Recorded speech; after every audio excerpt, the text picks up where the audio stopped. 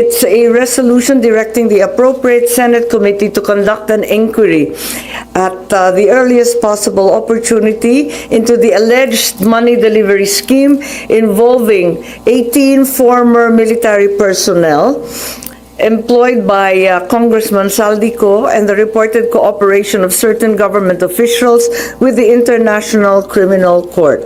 And we were all dismayed by the revelations yesterday, and as a result, I am hopeful that this will be the beginning of a very serious and comprehensive investigation which will result in charges and punishment if there are guilty parties.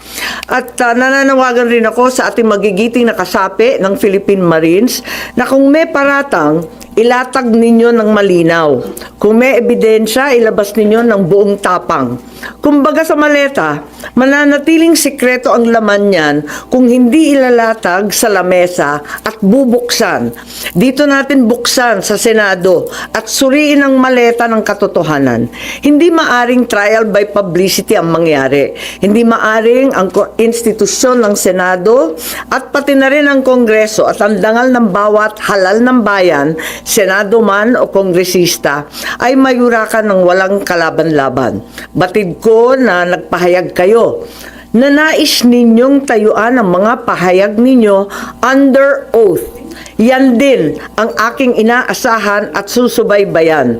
Tama ang hakbang na yan upang maging opisyal ang lahat. Pinoprotektahan ko ang Senado hindi dahil sa mga personalidad, hindi dahil kaibigan ko sila, kundi dahil ito ang tinig at tanggulan ng ating bansa. Kaya kung ang mismong tanggulan ang inaakusahan, marapat din na dito magharap-harapan na. Sa ilalim ng panunumpa, sa ilalim ng batas, sa harap ng taong bayan. Huwag tayong masiyahan sa likod lamang ng isang press conference. Kung kayo'y tunay na naglilingkod sa katotohanan, magharapan tayo dito sa Senado. Ang Senado ay hindi tatakbo o tatalikod, lalo na kung may nadawit na hindi dapat. Sa aking mga kasama na senador, ito rin ang pagkakataon para linisin ang inyong pangalan at itindig ang dangal ng institusyon. Maraming salamat po. Andito naman po yung affidavit. Siguro nakita naman ninyo yung joint affidavit na mahaba na ginawa ng ating mga Marines kahapon.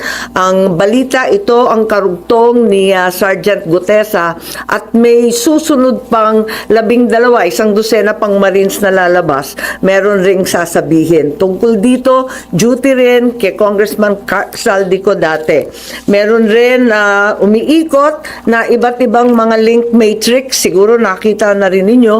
At ang talagang binibigyan ng pansin nito at dinidiin ay yung mga mastermind. Sapagkat alam naman natin lahat na hanggang ngayon, ang tinutumbok pa lamang ay yung mga small fry ika nga, yung mga dilis, yung mga maliliit at maliliit na kasangkot. Malaki man ang halaga, hindi sila yung mga tunay na mastermind. Tumbukin na ang mga mastermind at katulong natin ang ating magigiting na mga Marines. Yun lang po. Maraming salamat.